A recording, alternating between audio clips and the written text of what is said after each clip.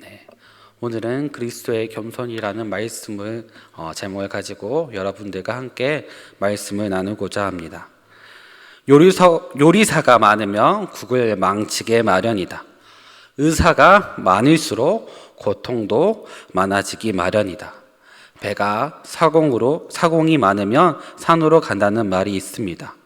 이 속담들의 공통적인 의미는 여러 사람들이 제 뜻대로만 하려 들면 일이 제대로 되기 어렵다는 말입니다. 실제로 배에서 각자 제멋대로 노를 저으면서 배가 제자리로 뱅글뱅글 돈다고 합니다.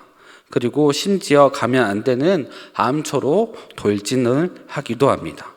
이처럼 공동체에서 으뜸되기만 좋아하는 사람들만 모여서 의견을 내기만 한다면 제대로 된 타협이 진행이 되지 않고 아무 의미 없는 결과물이 나오기도 하고 논점에서 벗어나 결과가 나오기도 합니다.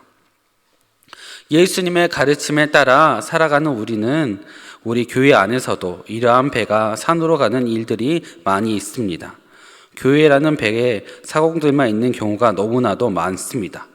두세 사람이 모이면 하나가 되는 것이 아니고 분열이 일어나고 서로 안 좋은 점에 대해서 평가하고 남을 나보다 한착해 여기고 낮게 여기는 악한 습관, 또한 다툼과 내가 더 인정받으려 하는 허영된 습관이 우리 공동체를 세상과 다를 바 없는 공동체로 만들어 가고 있습니다.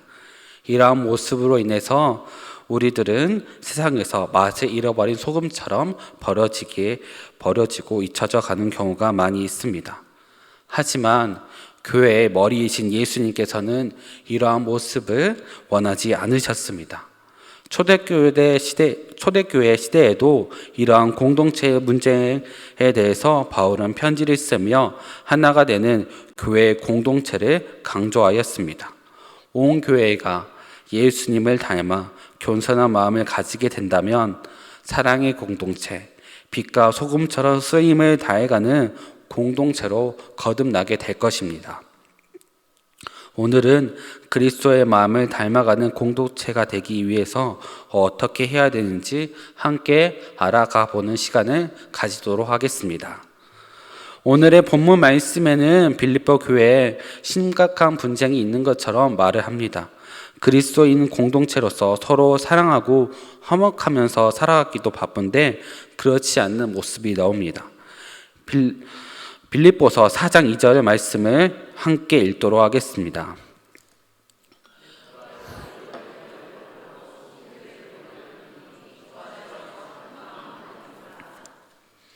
네, 빌립보서 4장을 보면 빌립보 교회에 있는 유오디아와 순두계가 화해를 하라는 말씀이 나옵니다. 얼마나 분쟁이 심했으면 이렇게 이름까지 호명을 할 상황이 왔을까요? 매우 심각한 상황이었기 때문에 바울은 편지를 써가면서 서로 화해하라고 하였습니다. 교회에서 하나 되지 못하고 서로 의견을 달리하는 이들에게 주 안에서 같은 마음, 화해를 하라고 하였습니다. 우리의 교회에 하나님을 믿고 예수님의 제자로 살아가고 있습니다. 하지만 우리의 욕심이, 허영과 고집불통이 남의 의견에 대해서 잘 듣지 않고 다툼과 불화를 일으킵니다. 교회 안에서도 이렇게 서로 대해서 좋지 못한 것을 다투기도 하고 멀어지기도 합니다. 서로 얼굴이 푸르락하면서 싸우기도 합니다. 이건 너무나 부끄러운 모습입니다. 세상 사람들과 너무나 똑같은 모습입니다. 우리는 세상 사람들과 다르다, 좋은 사람이라고 말을 하고 있지만 이러한 창피한 모습도 가지고 있는 것이 사실입니다. 하나님께서는 우리를 사랑의 공동체로 부르셨습니다. 창조하셨을 때 남편과 아내로 창조하셨던 것처럼 둘이 하나가 되고 공동체를 이루고 같이 살아가라고 하셨습니다. 빌립보서 1장 17절의 말씀에 이렇게 나와 있습니다. 오직 너희는 그리스도의 복음에 합당하게 생활하라. 복음을 감당하는 자는 예수님께서 주신 복음에 합당하게 살아가야 합니다. 어떻게 그 사명을 감당하면서 살아가야 되는지 항상 고민해야 됩니다. 왜냐하면 세상 사람들은 우리를 통해서 교회를 보게 됩니다. 우리 주변 사람들이 세상에 많은 나쁜 그리스도인에 대해서 비난을 하더라도 결국에는 가까이 있는 우리를 통해서 참된 그리스도의 교회를 보게 되는 것입니다. 우리의 모습이 교회입니다. 이것을 명심해야 됩니다. 그렇기에 우리는 복음에 합당한 삶을 살아가야 합니다. 복음에 합당한 삶을 살아가려면 세 가지를 감당해야 됩니다. 첫 번째로 그리스도 안에서 권면, 두 번째로 사랑으로 교제, 세 번째로 긍휼과 자비를 행하는 것입니다. 하나님께서는 이 세 가지를 모두 감당하시고 실천하셨습니다. 첫 번째로 그리스도 안에서 권면을 해야 됩니다. 여기서 그리스도 안에서 권면이란 단어는 어떤 일에 대해서 힘써 하도록 충고를 하는 것입니다. 사랑의 말로 그들을 알려주고 일깨워 주는 일을 말합니다. 성령께서 우리에게 하시는 일과 같습니다. 권면으로 나오는 파라클레시스라는 헬라어 단어는 위로자이신 성령 파라클레테에 대해서 말씀하셨을 때와 동일한 단어 사용을 하셨습니다. 쉽게 말하면 우리는 성령을 통해서 격려와 권면의 위로를 받게 된다는 말입니다. 이처럼 우리가 성령님을 통해서 따뜻한 상냥한 권면을 받을 때 우리는 다시 일어나게 되고 공동체에 속할 수 있는 힘을 얻게 됩니다. 제가 신방을 하게 되면서 가장 느끼는 것은 성도님들에게 따뜻한 한마디, 마음을 울리는 말씀이 성도님을 살린다는 것입니다. 마음이 힘들고 어려운 성도님들에게 세상을 이겼다고 하는 예수님의 말씀, 환난 가운데 담대하라고 말씀하시는 예수님의 따뜻한 위로가 성도님들을 살린다는 것을 보게 되었습니다. 그리고 너무나 감사했습니다. 이처럼 성경은 우리에게 서로 그리스도 안에서 권면하라고 하십니다. 위로하라고 하십니다. 그리스도의 마음을 가지고 형제와 자매에게 다가가서 그들의 마음을 어루어 만지는 말을 해야 됩니다. 하나님께서 채워주실 것입니다. 하나님께서 치료해 주실 것입니다. 이렇게 해보지 않겠습니까? 서로 위로해주고 그 마음을 알아주고 고민한다면 하나님께서 원하시는 공동체를 만들어 갈 것입니다. 두 번째로 그리스도의 사랑으로 위로하고 성령으로 교제를 해야 됩니다. 세상에는 많은 사람들이 있고 개성이 넘쳐납니다. 서로 다른 개성들로 하나가 되어지는 것은 교회입니다. 그렇지만 서로 다른 개성들로 인해서 의견 차이가 좁혀지지 않는 적이 너무나도 많습니다. 그러나 우리는 누구입니까? 사랑으로 맺어진 영가족입니다. 대강교회에 있는 모든 사람들은 이렇게 영가족으로 묶여 있음을 우리가 고백하고 있습니다. 혈과 육으로 하나가 되지는 않았지만 같은 성령을 받아 한 몸, 한 교회를 이루는 영가족입니다. 고린도전서 12장 12절과 13절 말씀을 함께 읽도록 하겠습니다. 몸은 하나인데 많은 지체가 있고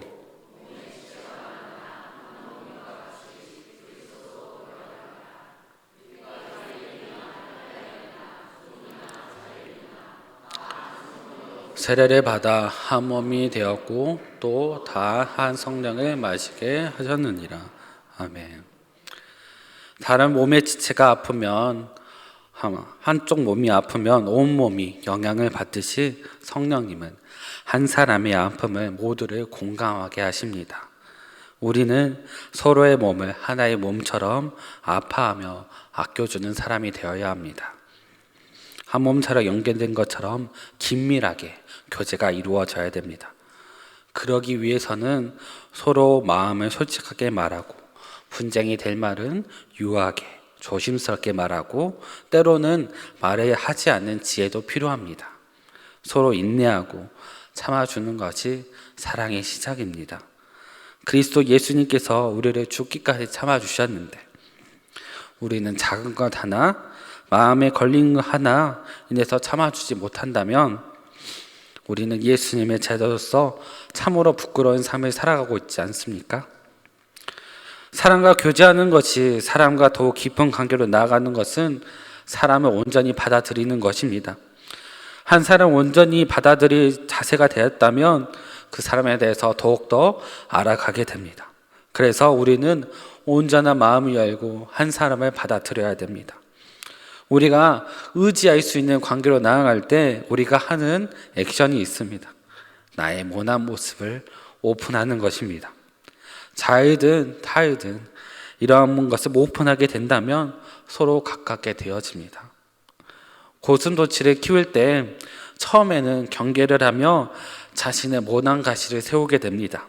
하지만 서로의 시간이 지나 가장 믿음직한 주인이 된다면 주인을 향해서 가시를 세우지 않고 접는다고 합니다. 가시에 힘을 주지 않고 작고 귀여운 고슴도치를 만질 수 있게 된다고 합니다. 목자이신 여러분, 목원이신 여러분, 대강교회 모든 성도 여러분, 우리가 서로 믿을 만한 존재가 되어서 서로의 가시를 이해하고 안아주고 나의 가시를 접어서 다가가는 사람이 되었으면 좋겠습니다. 예수님께서는 우리의 모난 부분, 가시 같은 부분도 안아주시고 자녀로 삼아주셨는데 갚을 수 없는 빚도 갚아주셨는데 갚을 수 없는 빚을 갚아가는 심정으로 서로 용납하고 성도 안에서 교제로 하는 사람이 되도록 합시다. 세 번째로 긍휼과 자비로 베풀어야 합니다. 성령님께서는 우리의 삶 속에서 살아가고 계십니다. 우리의 일거수일투족 함께 하시며 우리의 마음을 찌르고 계십니다. 예수님을 믿는 사람이라면 내 안에 살아가신 성령님이 있다면 성령님이 양심을 콕콕 찌르는 소리가 있을 것입니다. 좀 더 사랑하지 못했지, 좀 더 겸손하지 못했지, 좀 더 남을 용납하지 못했지, 마음의 책망이 들려오는 소리가 있습니다. 이러한 영적인 괴로움을 괴롭지만 이것을 멈추지 않아야 됩니다.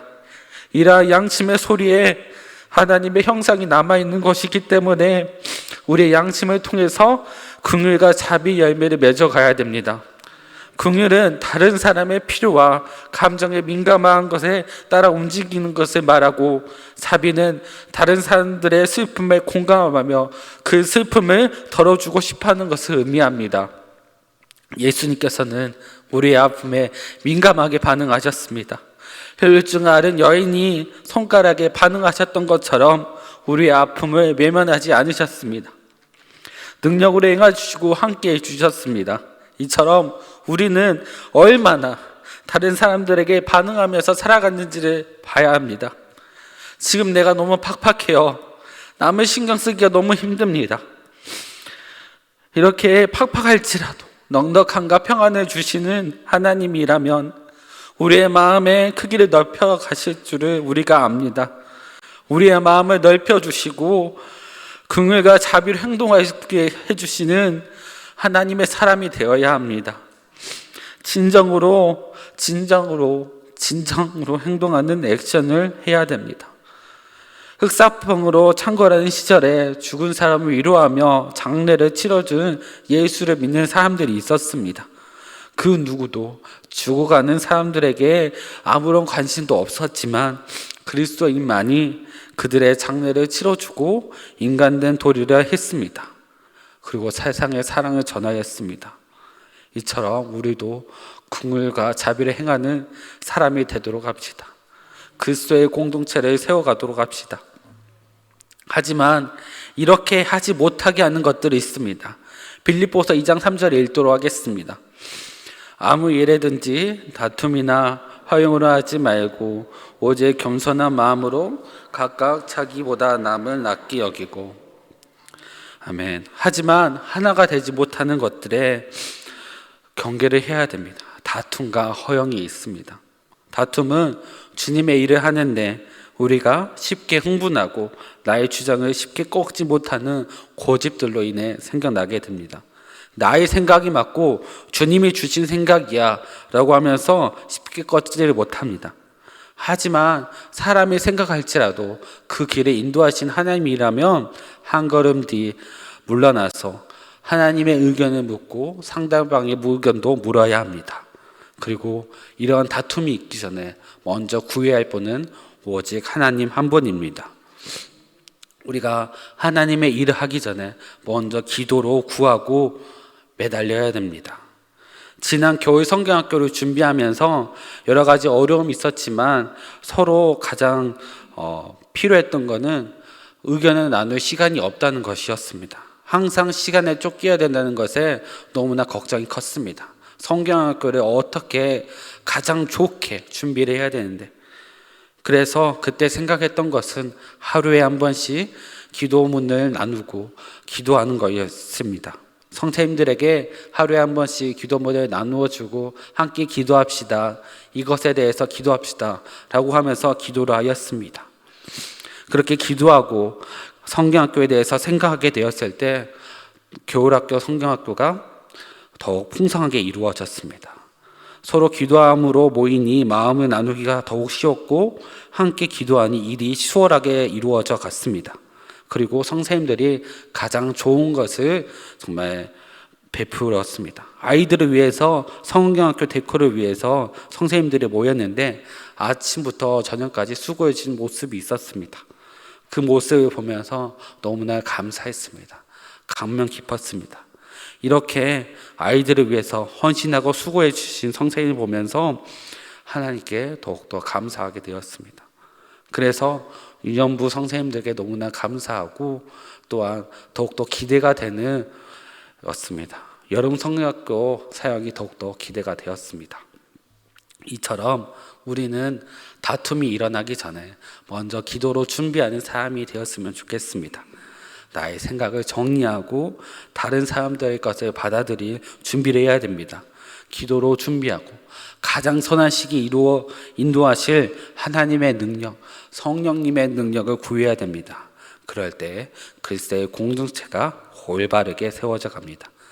두 번째로 공동체를 해치는 것은 허영이 있습니다. 섬김에 있는 자리에 있는 사람들에게 가장 받기 쉬운 유혹입니다. 많은 사람들은 다른 사람들보다 위에 서기를 원합니다. 무슨 호칭을 달아서 남들과는 다르게 보이기를 원합니다. 다른 사람들이 나의 공을 알아주기 바랍니다. 나의 특별함과 능력을 자랑하기 원합니다. 이러한 욕심 때문에 당을 지어서 서로와 서로를 나누고 분쟁하고 싸우게 됩니다. 예수님이 드러나야 되는 자리인데 우리들의 이름이 드러나는 자리라면 하나님께서 좋아하시지 않을 것입니다.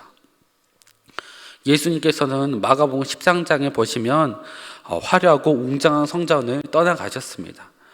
떠나가셨던 이유는 예수님으로 예배를 드리고 참 하나님의 이름을 외치면서 그곳 가운데 예배가 가득 차야 됐는데 예배가 가득 차는 게 아닌 잘못된 것으로 가득 찬 성전을 보시고 떠나가셨습니다. 그 성전에는 동물들과 화폐로 바꿔주는 잡상인들로 가득하였습니다. 예배를 드리고 말씀을 묵상하는 자리 이것만 그곳에 상인들이 가득하였습니다. 이러한 것에 대해서 예수님은 비판하시고 뒤엎으셨지만 종교 지도자들은 예수님을 그를 죽이고자 하는 추악한 마음까지 가지게 되었습니다. 예수님은 그러한 성전의 모습을 보시고 떠나가셨습니다. 우리는 주님의 일을 한다고 해서 내가 드러나는지 아니면 하나님이 아닌 다른 곳으로 가득 차 있는지를 봐야 합니다. 유대교 종교 지도자들은 자신의 권위야 돈으로 그 성전을 채웠습니다. 하지만 우리는 어떤 곳에 채워져 있는지 자기 검열을 해야 됩니다. 오직 예수님만 드러나고 예수님만 나타나는 성전이 마음이 되시기를 바랍니다. 이러한 다툼과 허영과 공동체를 해치고 분쟁하고 끊임없이 해체하게 되는 악독한 것들로 가득 차 있다면 우리는 어떠한 마음으로 주님께서 주신 일들을 해야 될까요? 성도를 권면하고 사랑으로 교제하고 긍휼과 자비로 행하는 것은 오직 그리스도의 겸손의 마음을 가져야 하는 것입니다. 빌립보서 2장 5절 말씀을 함께 읽도록 하겠습니다. 너희 안에 이 마음을 품으라.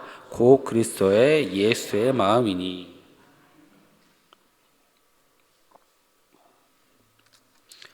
예수님께서는 우리에게 먼저 겸손의 모습을 보여주셨습니다. 예수님은 삼위일체 하나님이셨습니다. 하나님의 본체시나 하나님과 동등됨을 취하지 않으셨습니다. 예수님께서는 자신의 쓰임을 알고 있었습니다. 자신은 저 낮고 낮은 자들을 위해서, 하나님을 버리고 에덴 동산에 쫓겨난 인간들을 위해서 하나님과 화목을 이루기 위해서 쓰임을 받을 것이라는 것을 알고 계셨습니다. 하나님께서는 공의의 하나님이시고 정의의 하나님이시기 때문에 죄와 함께할 수가 없었습니다. 한쪽이 희생하지 않고는 하나님과 인간 사이를 이을 수가 없었습니다. 그래서 예수님을 보내셨습니다. 마음이 아프셨을 것입니다. 죄는 응당 다스려져야 하고 대가는 치러져야 했기 때문에 보내셨습니다. 그렇지만 예수님은 자신을 불쌍히 여긴 게 아니라 우리를 불쌍히 여기셨습니다. 이 땅에 전지전능한 신께서 사람의 모양으로 자신을 낮추어서 죄의 값을 치르기 위해서 우리의 형상으로 태어나셨습니다. 아무도 주목하지 않는 마옥간에서 태어나셨습니다. 평범한 인간의 삶을 사셨습니다. 배고프시고 주무시고 우시고 탄식하셨고 분노하셨습니다. 사람으로 모든 걸 경험하셨습니다. 그리고 마지막 과업인 십자가에 달려 죽으셨습니다. 십자가에 달려 죽으실 때 정말 모진 고통을 당하셨습니다. 사람들에게 끔찍한 몰골로 공포감을 주기 위해서 아무것도 걸치지 않는 몸에 채찍을 받으셨습니다. 그리고 이 대소변을 가리지도 못했는데 끔찍한 형벌을 받는 와중에 소변을 가지지 못한다면 정말로 인간적인 수치심이 극에 달했을 것입니다. 수치와 모욕과 허무와 시선을 받으면서 십자가에 매달려 죽으셨습니다. 아무런 잘못도 없으셨는데 우리보다 낮은 자세로 우리를 섬겨주시고 낮은 죄인의 모습으로 십자가에 달려 죽으셨습니다. 우리는 내가 낮아질 때 이유를 찾습니다. 대의와 명분을 찾습니다. 대의와 명분을 통해서 낮아지는 것을 괜찮다고 합니다. 얼마나 교만한 모습입니까? 예수님께서는 의인이셨고 감당할 만한 죄를 가지고 있지 않으셨습니다. 하지만 하나님의 일을 행하시기 위해서 죄인인 우리를 예수님을 우리가 믿고 하나님의 자녀가 되는 복음을 주시기 위해서 십자가에 달려 죽으시고 순종하셨습니다. 그래서 우리는 예수님을 생각할 때 나의 낮아지는 이유를 찾아서는 안 됩니다. 순종해야 됩니다. 억울하다고 외쳐서는 안 됩니다. 왜 내가 그래야 되죠? 왜 내가? 그렇다면 예수님께서는 왜 고초를 당하셔야 됐나요? 그렇게까지 안 하셔도 됐습니다. 이 잔을 벗어나게 해달라고 해도 되는 분이셨습니다. 우리가 달려야 되는 고통을 겪으셨습니다. 우리의 기독교, 십자가의 종교, 그리스도를 닮아가는 종교라고 합니다. 하지만 우리 안에서는 그렇지 못한 모습이 많습니다. 다툼과 허영으로 하는 일들이 많습니다. 예수님의 일을 하는데도, 하나님의 일을 하는데도 남들에게 인정을 받아야 됐습니다. 나의 주장이 맞다고 주장하는 사람들로 인해서 분쟁이 일어납니다. 하나님의 일을 하는데 나의 주장과 나의 욕심이 드러나게 됩니다. 말씀을 마치도록 하겠습니다. 우리는 사람을 권면해서 세워가는 길, 사랑으로 교제하는 일, 긍휼과 자비로 행하는 일을 해야 됩니다. 우리가 주님께서 주신 교회를 세워가는 데 꼭 필요한 일인데 여기에서 가장 필요한 것은 그리스도의 겸손을 닮아가는 자세입니다. 겸손의 마음이 필요합니다. 더 낮은 자세로 남을 섬기고 남과 같이 일을 하며 섬겨 주어야 합니다. 남을 용납하고 이해하고 겸손의 모습을, 예수님의 겸손의 모습을 그림자라도 따라가야 합니다. 그렇기 위해 노력합시다. 말씀의 힘으로 그렇게 해달라고 기도합시다. 주님께서 주시는 말씀의 능력으로 나를 쳐서 복종시키고 주님께서 하셨던 겸손의 모습에 따라갈 수 있도록 하는 대강교회 모든 성도 여러분들이 되시기를 바라겠습니다.